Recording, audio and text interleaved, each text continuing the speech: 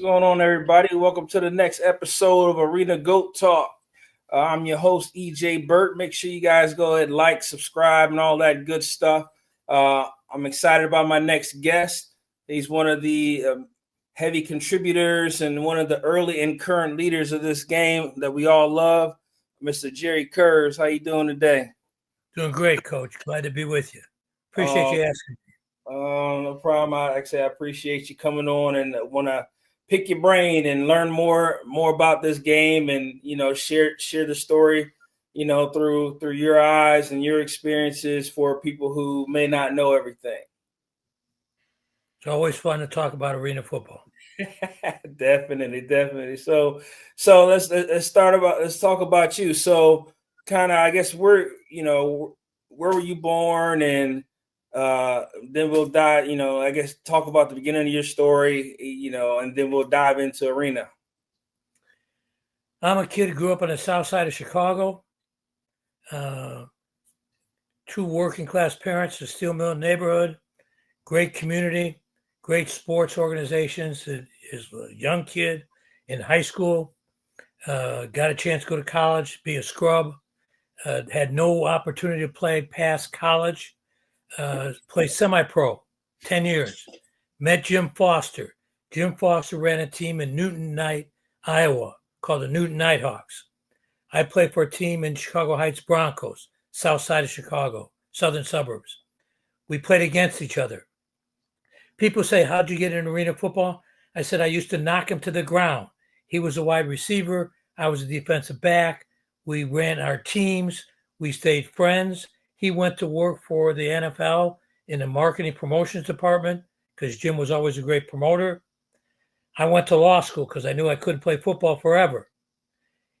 He went to an indoor soccer game in Madison Square Garden with somebody he was working with at the NFL.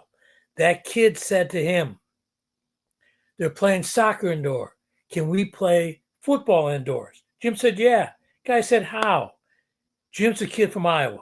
His mom would send him a 9x12 mail-in envelope every couple weeks with Iowa sports clippings in it. He opened his briefcase, took out that 9x12 mail-in envelope from his mother, and on the back of that envelope, he drew the game that we still play today. Calls me, says, I've got this great idea, want to come talk to you about it. Okay. He comes and sees me, tells me about it. I tell him he must be smoking something. He says, I need some protection. I need to find somebody who understands football, didn't lose too many brain cells playing, is a lawyer, and isn't going to charge me anything. I brought him to a law professor of mine, Bill Nero, who became the third partner in Gridiron, who founded the league. And Bill said, I can get you a patent on the game system. Can't get a patent on the game, but on the method of play because of the rebound nets. I said, you're smoking what he's smoking. They were both right. I was wrong. That's how I got into arena football. Okay. So kind of what we're like, you got the idea kind of pitched and you guys got the thing kind of started rolling. What were some of the early hurdles, as you guys were getting this thing going? People to believe that we could now play football with a brand new sport inside an arena. Jim's a creative guy, probably the most creative guy I've ever met. Great promoter as well. Needed some help in doing the business side of it, Bill with the legal side of it. But Jim did a wonderful job getting arenas to be willing to open their door, put on a game here in Chicago at Rosemont Horizon, which is now Allstate Arena, where the Rush played. Bruisers first, then the Rush. Got them to open the door. Great guy running the arena, believed in Jim. People had to fill out a survey, tried it with the nets, without the nets, with walls, no walls. Just getting people to believe.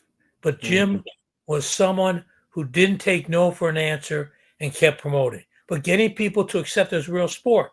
When we first put the league together, people thought it was scripted. It was like WWE, but it wasn't scripted. When we explained to people that the players got a win bonus, you guys got a win bonus. That made people say, oh, okay, if they get a win bonus, they're all going to want to win. It's not scripted. But that was a challenge like that. And getting people to come watch it was not a problem. Getting people to believe in it. Once they saw a game, they fell in love with the game. But initially, who starts a new game, a new sport? Definitely.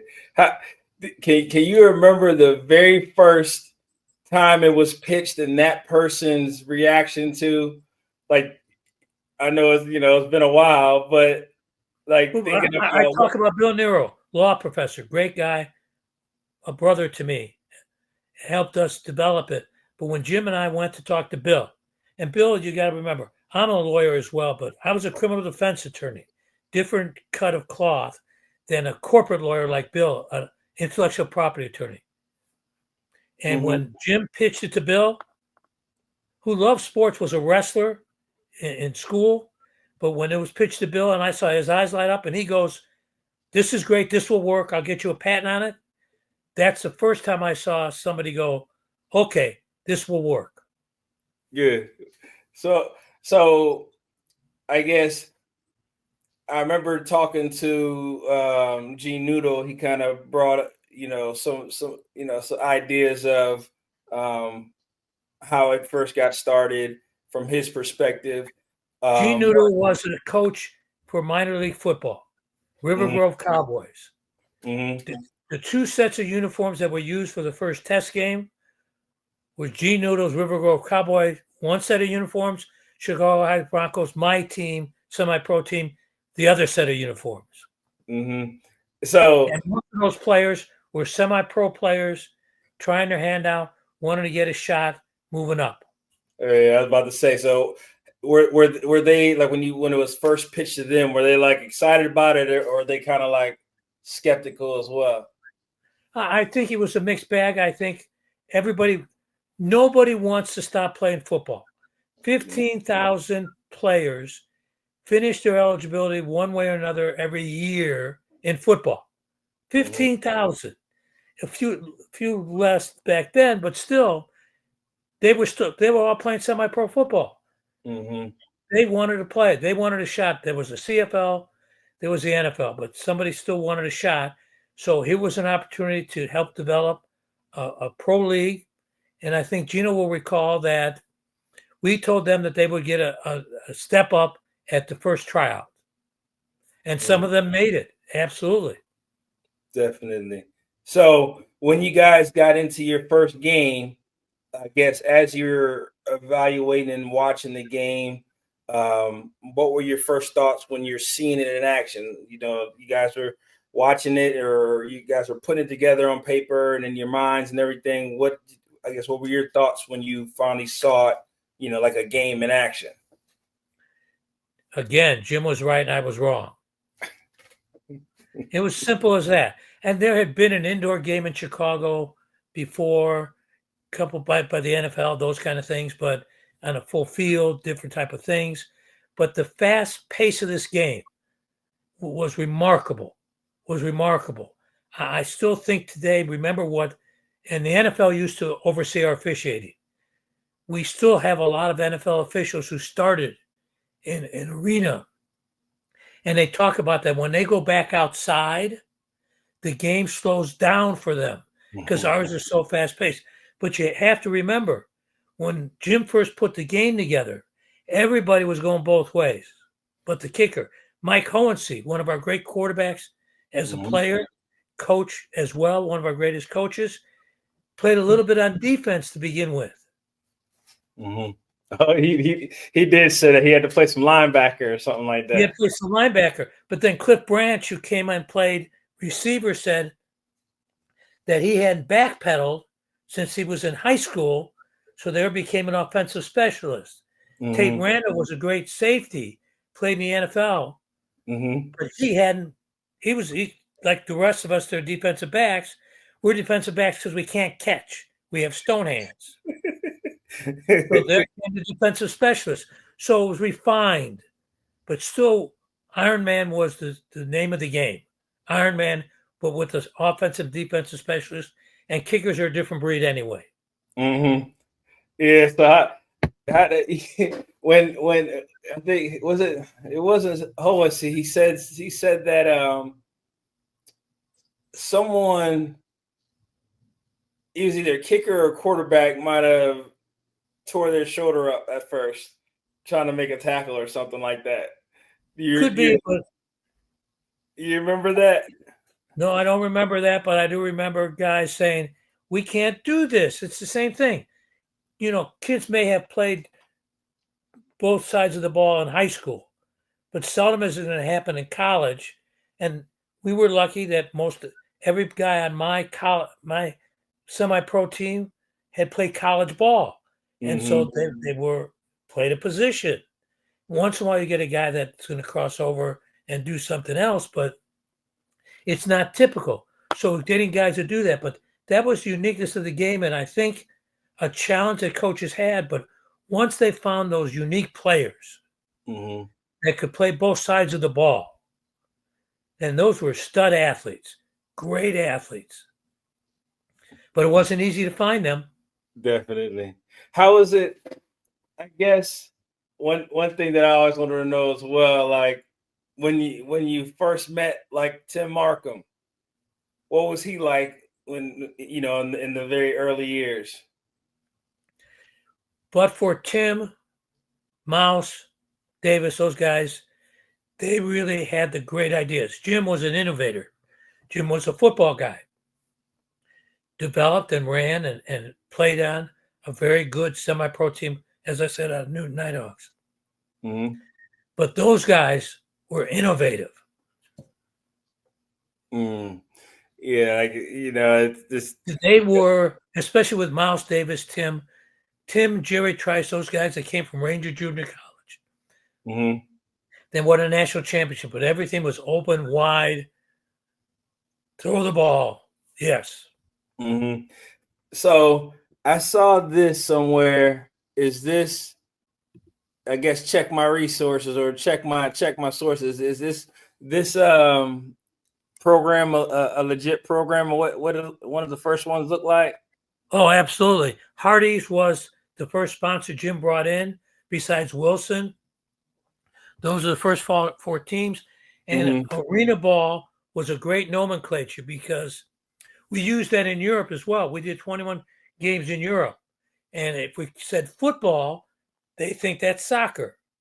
Yeah. So we use that nomenclature, arena ball, but oh yeah. Oh wow. So when you guys had these, right? So you were just handing them out at the games, or were they going around? They were sold to begin with. But that's a progression that happened in sports. You went from selling them, getting people to buy an ad in them, to handing them out to everybody, and then you would go to the potential partners, they'd say, how many people buy them? And you say, we give them to everybody. People would buy an ad then. Good. And how soon, or I guess kind of speak to the progression of when it started to gain ground, start to get marketable, and start the fruition of everything. Jim did a good job. He brought in a couple wealthy people, including Mike Ilitch from Little Caesars fame, Detroit Tigers, Red Wings. And they had a season. It didn't meet their expectations, and they tried to take it from Jim. Jim came to Bill and I to protect him, reform the league, and it was formed as a single entity that the management group owned all of the intellectual property rights and had individual marketing people run the teams. They owned the ability to have a team in their market, but they didn't own their marks. They didn't own the logo. They didn't own the league. A company called Gridiron Enterprises owned it and licensed the right to play the game. Okay. And because it was a tough year between the transition of Jim starting the league and starting it again, with it being the single entity, there was a barnstorming year. Way before he formed the Barnstormers in Iowa, we did a road tour. Had one field, moved it around the country, moved teams around, played, showcasing the sport to get people to come in and do it. Great. So I guess as everything is progressing, when did you think, around what time period do you think we were kind of near the top of the heights of, arena and how everything was kind of flowing? I think it was in two stages. In the 90s, we had done 21 games in Europe, had worldwide presence, had a lot of international players come in and play for us. And then the owners wanted to own the league. They didn't want to answer to a management group. Excuse me, didn't want to answer to a management group. Mm-hmm. So they bought the rights to the game. They retracted from wanting to do international. And then when David Baker came in, I think he helped bring it to the point when it was at its peak. Mm-hmm. Second time. Yeah, I remember when he was involved. David did a great job. Great Yes. promoter, great marketer, great individual. And Jim, when he retired, started the Barnstormers, one of the classic all-time teams. Mm-hmm. When did or how did the talks, the idea of the video game when that came about? I guess how did that kind of work? I think Dave gets credit for that as well with EA Sports, 2 versions. And they wanted to do it. We wanted a video game. Video games were big, huge. Mm-hmm. But the cost of developing that at that time was a lot. Mm-hmm. But EA was willing to do it. Mm-hmm. That game was like huge for us because as a kid, or even in college or high school, you're just like playing Madden. You're like, man, I'd love to be on this game, and not everybody was able to make it to the NFL. So you just have these dreams of playing yourself in a video game. And for the guys who never made it to the NFL and they weren't able to even make it as a fifth, fourth string guy on Madden, that Right. game was like, it was like documentation of, And in those days, didn't even have the college version. So guys weren't getting it from being in college either. Yeah. Yeah, that was exciting. So I know we've spoken in the past kind of about AF2. Kind of speak to how that thought process or how that came about, and your any details you want to give about the AF2. AF2 was a conscious thought of arena football. Dave Baker, the other owners, thought that we should develop and get a game that would spread across the country. Not every city was going to be able to be an AFL market. And it wouldn't be fair going demographic size, corporate partnership size against each other. So I think we had been in business maybe 10 years or so, and we created AF2. Every AFL owner was granted, by being a member of the AFL, a team if they wanted it. Mm-hmm. We started that way, created it. Dave created it with Mary Ellen Garland, who was one of our league executives, to be the first head of it. Mm-hmm. She did that for a bit, but she wanted to move on after that, but did a great job of getting some people who were thinking about doing football. They had a entity that they were going to do in some of those small markets, brought them into us, and started it with about a dozen teams, and then sold it to individual people in the markets as well. But it was part of the AFL. We even had pins that said AF2, a member of the AFL arena football family. I would get it, and then I think after 2 or 3 years, Dave Baker, 6'9", 400 pounds, came to me and said, "You're going to take over AF2." I said, "Yes, sir." Looked up, said, "Yes, sir." But we offered the same great product that the AFL was offering. If you turn on our game of AF2 and turn on an AFL game next to each other, level of play might have been a little different, but it was the same wonderful game, same rebound system, same rules. And we were able at one time to have 30 teams in AF2. Mm-hmm. So we covered north to south, east to west. It was great. The only difference was we were not on national TV while the AFL was on national TV. Mm-hmm. There were sometimes I got counseled by Commissioner Baker saying that the AFL owners were wondering how we were able to sell teams in AF2 for so much less than we sold them for AFL, since we were giving them the same product, the same fun. We copied it from McDonald's. You go to McDonald's anywhere in the world, you know what you're getting when you see the golden arches.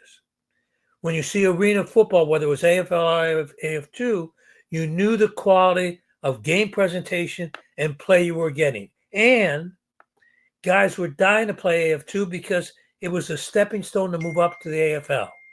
Mm-hmm. Mm-hmm. It was a great idea. And even when the AFL had some issues financially in 2008, I believe it was, and they filed bankruptcy, we still played in AF2. Mm-hmm. AF2 never filed bankruptcy, never had the same financial issues because we were operating on different economic levels. Mm-hmm. Player pay, players deserved every dollar they got. Players never know when it's their last play. Players are the most integral piece of the game. Fans are important. Corporate partners are important. Owners are important. Broadcast partners. No part of our game is more important than the players. Mm-hmm. I'm an AF2 product myself, Cape Fear Wildcat. So Yep.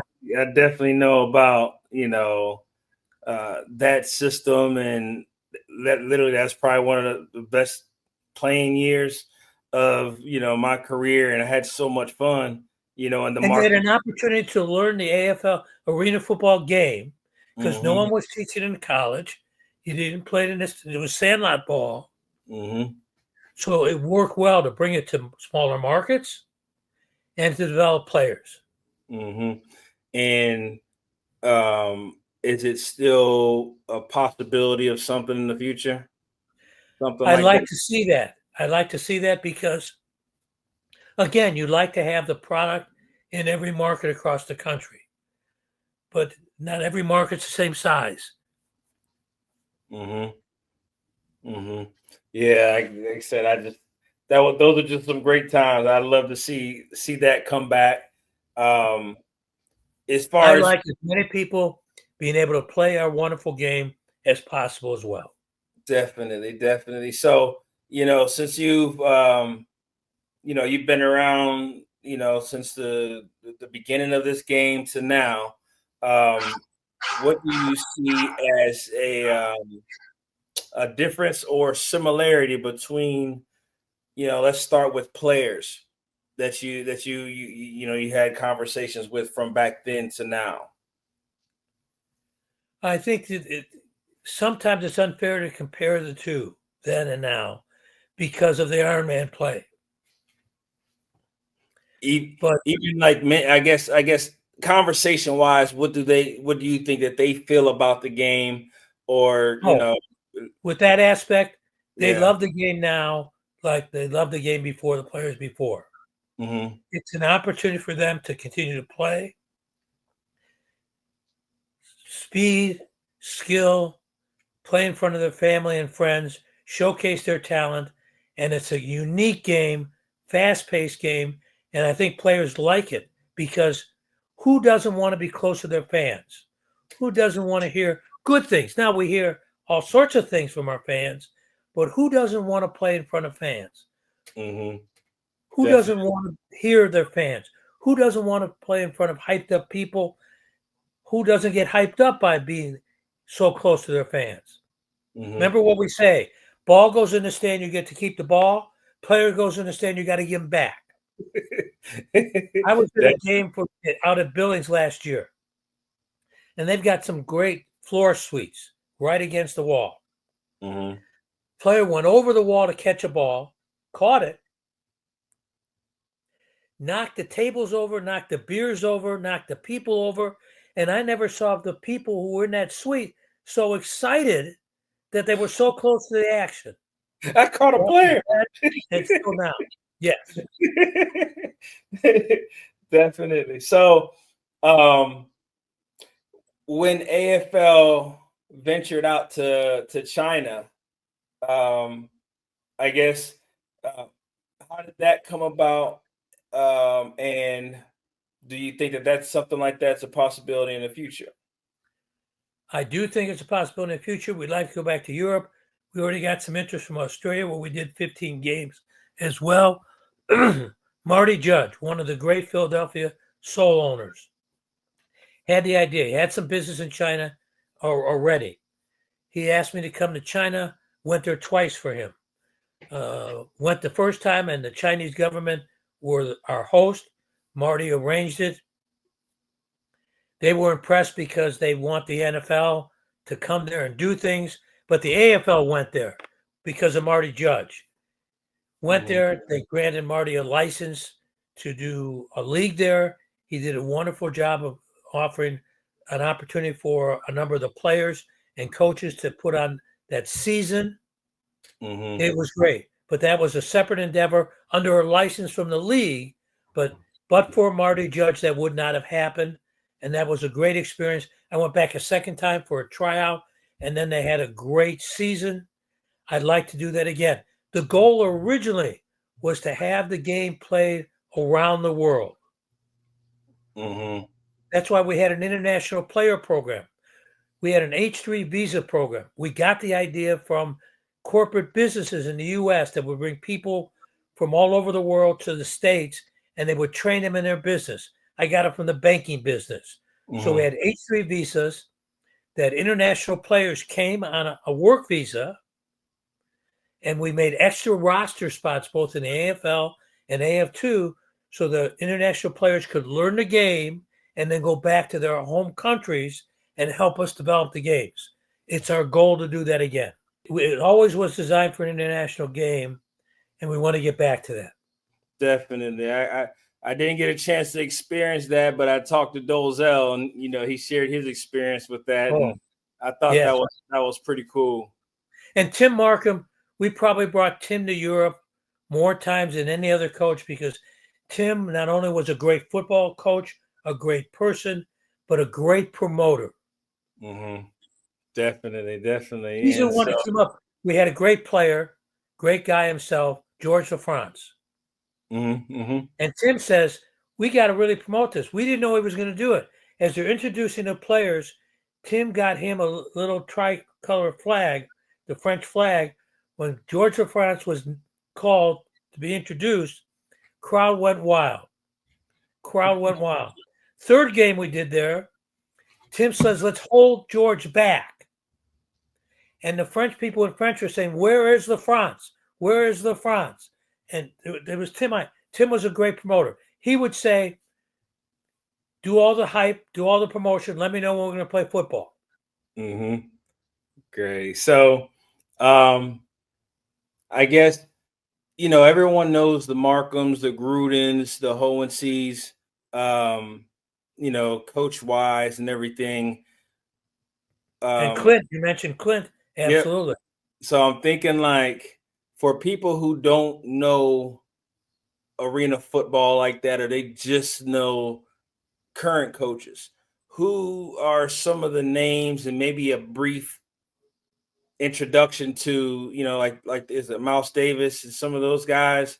I guess speak to a couple of the names that kind of wouldn't be well known now, but they were heavy contributors to the game, in the long run. I mean, look, we'll start with Cedric Walker. Great player for us. Mm-hmm. Developed into a great assistant coach, then a great head coach himself, now heading up the new Northern Kentucky Barrels. Mm-hmm. Yep. But, may not have been a household name, but it was a household name with our sport. and is a household name with coaching ranks as well. I mean, he just does a great job, both. Yeah. But he developed from playing days to now being one of the few coaches. And you and I have talked about it. You're one of the coaches as well that know how to coach a team, develop players, but you also know the business side. Those two have to meld together. Cedric knows that as well. Kevin Guy, who's another league, but an arena football product. He's successful as a coach in the IFL because he was such a great player and coach in the AFL. And he understands both sides of the ball. Off the field, on the field, business, and the field. Definitely. There's so many names that are out there that, I can think of that. Look at Darren Arbette. Yes. No one's better than the GOAT right there. Talk about GOAT. Darren and his run. His coaching tree is so huge. Corey Mayfield, who's also an Oklahoma Sooner like I am, is with the coach of the Beaumont Renegades. Worked for Darren, but was a player in our league. And one of the owners of that team, Dietrich Wise Jr., who's playing for the Commanders after he finished playing for the Patriots, his father, senior, played and coached AF2, AFL. So it's a family setting. So Corey's another one who developed from being a player to now a great coach as well. We've got tons of that. We all know Damon up in Albany. Undefeated season this year, those kind of things. But Darren in the finals as well, the championship game. But we've got those coaches across the board. So I guess how do when as you said, you've been through the ranks of when it started to now, like how do you feel about the game in this state today? Just thinking about what it's been through and through the years and how it's grown. I guess speak to thinking to the current state of arena football.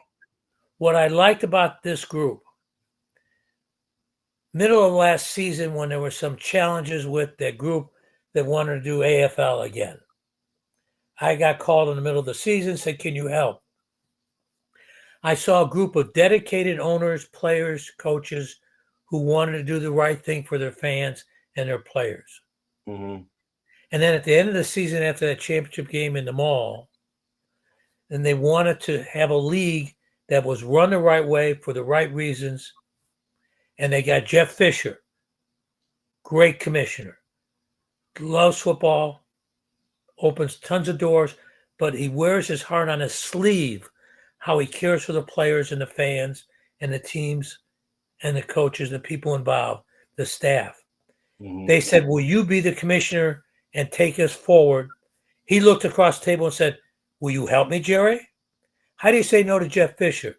But what I really liked about this group is what they went through last year and how they were dedicated to help each other. Yes, your competitors on the field. That's got to be there. But off the field, away from the field, they're partners. They help each other. They meet every week. We have Arena Football University. Another thing we stole from McDonald's. McDonald's just doesn't give you a store and say, okay, go run it, cook your hamburgers. They make you go to Arena Football, McDonald's University. We have Arena Football University. We used to have it before. We have it again. Everybody goes, new, old, and everybody shares. This group of owners, including the new owners, Beaumont just came in, Northern Kentucky, team from Michigan. Everybody has a heart to do it. They're not doing it because it's their country club. They're doing it because they like to build something in their community, want to help the players, want to help the fans. And that's what brought me back into it. And it's what keeps me going. And Jeff leads the group that way. Is there anything that you could speak to, that you would like to speak to, as far as the path laid out for arena football heading into the future? You got to grow slow and steady. Vice was a great partner. A&E, Vice is one of the A&E channels. They wanted to start a sports network, so that we put ourselves on Vice. We had a great streaming partner as well. We'll keep to renew that. But Vice was great for us. We want the fans to always communicate with us. We believe that we're delivering to the fans what we promised them. When we don't do that, we expect to hear about that. This group is dedicated to providing for the fans, the players, everybody interested in our game, corporate partners, giving them the best rendition. We know we're a niche sport. Nothing wrong with being a niche sport. Mm-hmm. We know who we are. We know what we can do. We know what we can provide. We're going to grow. We're going to be, again, cross country, north to south, east to west, but slow and steady. Do we make mistakes? Show me somebody who doesn't make mistakes in their job. Show me who doesn't make mistakes in their business. Everybody makes mistakes. The issue is, and the key thing is, do you learn from your mistakes and do you get better? Did you make those mistakes on purpose? Did you screw the pooch because you don't know what you're doing? Do you try new things? We pride ourselves on being willing to try new things. We're out-of-the-box thinkers. Whoever thought we'd be playing the game that we play today so many years later? It's out of the box. Mm-hmm. When we go to a partner to talk to them, a potential partner, and we've talked about this, we don't go to them and show them an a la carte menu and say, pick off this menu. We go and we get to meet them and see what their needs are. Mm-hmm. We want to know what their needs are. What can we do for them? We go away. We design a package for them. We go back and help them. We had a great sponsor partner. I hate calling it a sponsor. There are partners. TransFinder, a great logistics company with school buses across the country, now going to police and other municipal vehicles. They were our corporate partner. They were on our football. Great partner. We have others like them as well. We want to be the best we can be. Are we at the level that we need to be? No. Will we get there? Yes. Slow and steady, not sporadic growth, but slow and steady. Definitely. So, typically, how I kind of end our conversations is basically giving advice to players that are looking to play. But I think I want to spin it and say to you, kind of speak to why young players should give AF1 a shot. Because it's a professional sport. It allows them to continue to play, showcase their talent. NFL watches us. We used to have 60 to 70 guys going to camp every year. We'll get back there. Haven't gone there. We send guys to camp. We send you to camp, we'll herald you. In our contract, it allows you to go to those camps, allows you to be taken. We don't act like some other leagues that hold your rights, have to be bought out. We promote that. It gives you an opportunity to develop your skills, showcase your skills, and move on if you want to. However, it also allows you to have a career with us. Some players never left the AFL, had their entire career with us, enjoyed their time, provided for their families, had a good time, had the great memories. But it provides an opportunity to continue to showcase, hone your skills. We've got some of the best coaches out there, you included, Coach, that can teach players how to be better. I don't know a player that's worth their weight that thinks that they don't need to hone their skills. Every player that's a good player that wants to be better, come play for us. Learn something, and they will. Definitely. Appreciate it. Appreciate you coming on and sharing your knowledge. And like I said, I just, just hearing it from your perspective, because it's not like you're one of the founding members, early leaders of this game. So it's always great to hear your opinion on things. So I tell people all the time when they ask me what I do for a living, I tell people, and you've heard this, I get to put smiles on people's faces. Think of another job that I can go to games and help people smile, enjoy themselves, because from the time the doors open to the time the doors close, we're providing a total entertainment experience. You were a big part of that, Coach. Appreciate that. The game's so much bigger, and like I said, with this whole podcast, I want to bring on everybody, who had a chance to experience this game and hear from their perspective, and and talk about their good times and stories with Arena. So, but again, appreciate you coming on and sharing. So it's definitely a needed voice to let everybody know about this game. And not everybody knows the history. They just watch a little bit of the game and they enjoy it, but they don't know the history of it. Come to a game and they'll be back for a second one. Definitely. So, appreciate you coming on, and definitely we'll be in touch, and have a good day, and thanks for everything. Appreciate you. All right.